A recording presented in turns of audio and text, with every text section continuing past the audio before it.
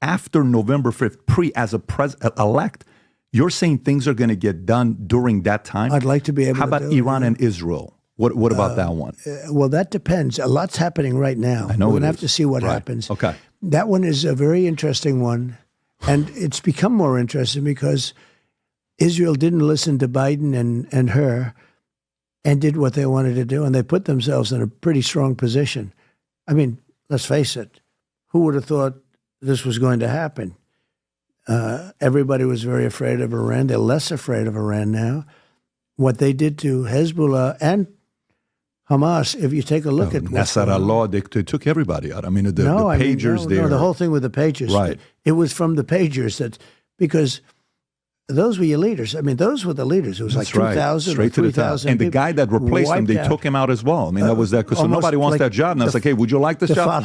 I'll pass. I don't want the job. Right. Right. So it's a different, it's a different story. But only because Bibi did not listen to Biden. Biden wanted everything to just sort of foment.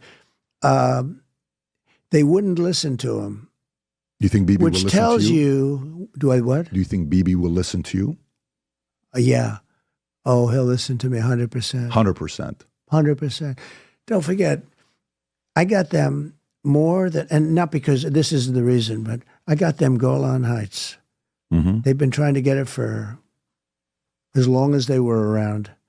I got them Golan Heights. Planes would fly in every year to try and figure it out. I got them Golan Heights. But more importantly than that, I ended the Iran nuclear deal, which was Bibi fought like hell to have it. Remember that? Mm-hmm. Fought like hell. Came in to see Obama. Fought. And I also got him, very important, I helped them with their military, everything else, but I got him Jerusalem, capital. I got him Jerusalem. Not only did I get it for him, I built the embassy.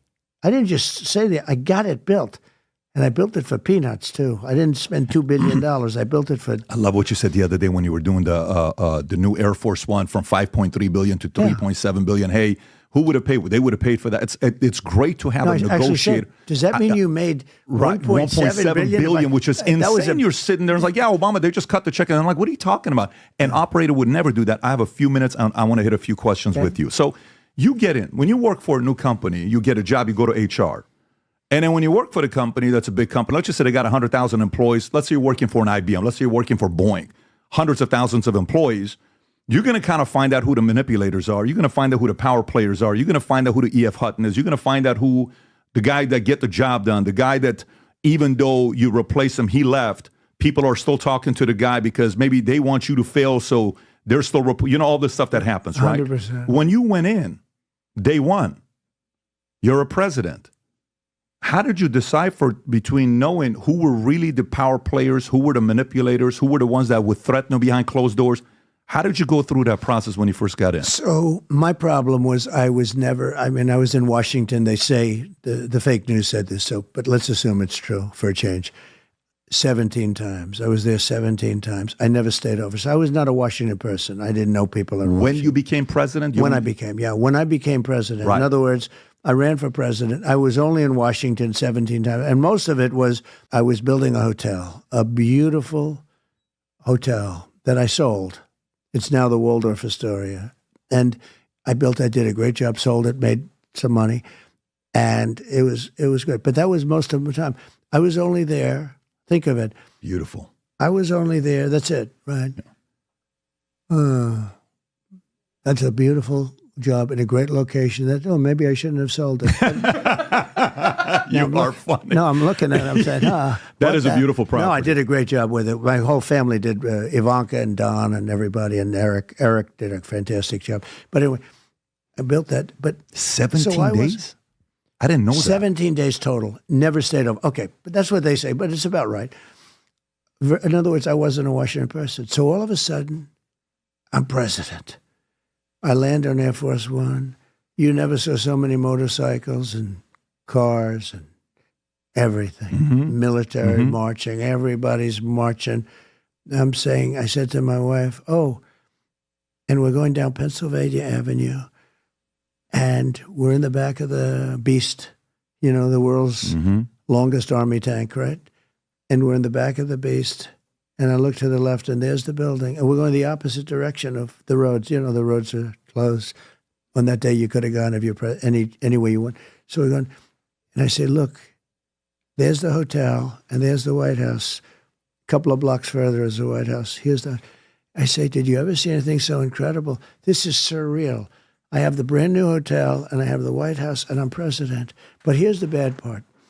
I didn't know anybody in Washington other than some politicians. And I knew them because I was a contributor, not because I was a politician. Because I had only done this a few months, you know. I ran. But you're in the business of reading bullshit. You're in the business of reading, like, manipulators. Yeah, but there's a lot of people. So what happens is I had to rely on people for advice. And largely I got it right. You know, don't forget, you only hear about, like, stupid people like a Bolton, or I don't want to mention even Barr because he endorsed me the other day. You saw that. Endorsed me strongly. I was impressed by that. But I put people in there who I made mistakes.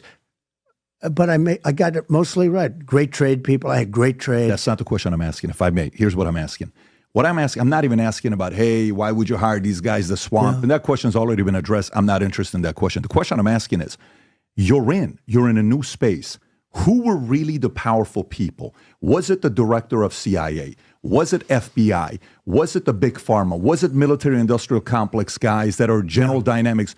Yeah. Who were the people that are like, oh, I got you. You have, I never thought you had power. Who actually has power? The most powerful person by far, the president. Power over everybody. Power. The power is enormous. Most people don't believe that. It is. But there is a sort of a deep state. And a lot of that's people that have been there. And then there's some bad guys, there's some bad people. Then there's a radical left, which I think are more dangerous in many ways than the other countries. I really do. You know, guys like Shifty Adam Schiff and other people, they're bad people. They're sort of sick people, not stupid people either, by the way. Smart people. Sure. But they're vicious, but they're very bad for our country. Is Adam Schiff powerful? Can you imagine? Well, he made up the Russia hoax. He and Hillary. What I'm saying is, who is their boss? Who calls them and say, you better or else? I think it's an amorphous group. It's a group. It's not one person. It's an amorphous group of lunatics. And when they come together, they're pretty bad. But let me just say this. The president has the absolute, if the president, now Biden doesn't know he's alive, so I don't think I really believe they used him as a vessel, like a vessel in the night. And I really believe that. She's a little bit more dangerous because she's basically a Marxist, like her father. Her father's a Marxist. You know what I don't understand? Why has the father not been interviewed? I mean, nobody talks about that. If that were a Republican situation, the father would be all over the place. Where's the father? I haven't seen one article where they're looking for the father. So the father is a Marxist professor of economics, which is an interesting thing. Marxists and economics don't go together. Right? You know what's the one thing? Everybody says, what's your favorite 4 years of Trump or 4 years of Obama? All these guys that you look at moments, right? My favorite moment of you being a president is this moment here. This is what I love the most. It was a first time where a president is running a vlog-style administration where, Rob, if you can play this clip, this is you're talking about building the wall, shutting down the government, and you put the camera on their face. I think you did this once also with Kissinger, which I don't know if that was a power play intentional or not. I thought it was. Play this clip, Rob. None of us have said. You want to know something? You've said it. Okay, you want to put that on my... You've said it. I'll take it. Okay, good. You know what I'll say? Yes. If we don't get what we want, one way or the other, whether it's through you, through a military, through anything you want to call, I will shut down the government. Okay, absolutely. fair enough. And I am proud, and I'll tell you what, I am proud to shut down the government for border security, Chuck, because the people of this country don't want criminals and people that have lots of problems and drugs pouring into our country. So I will take the mantle. You can I will that, be Rob. the one. You know what did this to by me? the way, how right was I? And now... And I had the strongest border we ever had, and I used soldiers from Mexico and every other thing you got to for nothing, zero cost. I had the strongest border, but look at that guy. Look, they're all threats to our nation.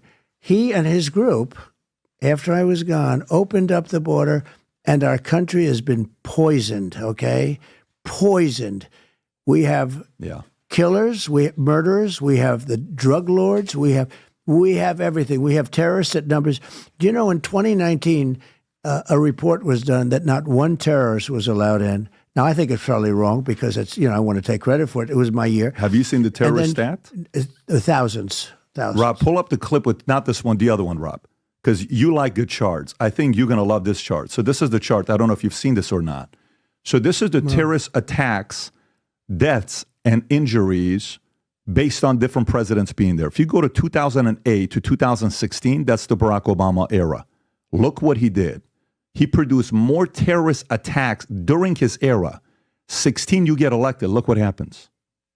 Yep. Disappearance. I had right? nothing. So I had none. I understand. So, but the reason why I showed this clip is if you're... I like these charts, I must have. Yeah. I like my chart the best. My yeah, that's the chart. I have a chart that I like better than any chart I've ever seen, better than any person I'm glad you were looking at the chart. I think a lot of people are happy you were looking at the chart. No, I love these charts that you have. No, I'm talking about the chart you looked at when you got shot. Oh, yeah. And well, you if were I didn't looking have at that the other chart, direction. I would not be here. Story. We would not be having this Let's talk a little bit of family. chat. Let's talk a little bit of family with the last few minutes that we have. So,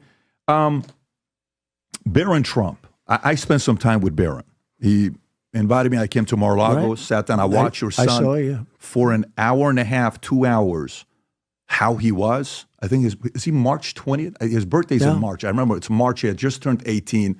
And I'm watching how he's talking to Kobe, all these other guys sitting at the table. And I'm like, very interesting. And I know your Melania, I think, called him Little Donald. I think, if I'm not mistaken, she gave that nickname to him. Well, he's not so little because he's a pretty tall guy. But you used the word. You said something when you were being interviewed like 5 years ago. You said, he's strong, he's vicious, he's tough. Like, you kind of are like, he's got that part about him. What can you tell us about Barron from your point of view? Well, he's very smart. He's a good student and all that. He goes to a great school and does really well.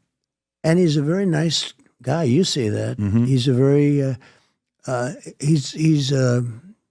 he doesn't mind being alone, but he's somebody that gets along with people. He loved having you that night. I saw you. I was at a different table. I said, "Look at Barron. He's really having a good time."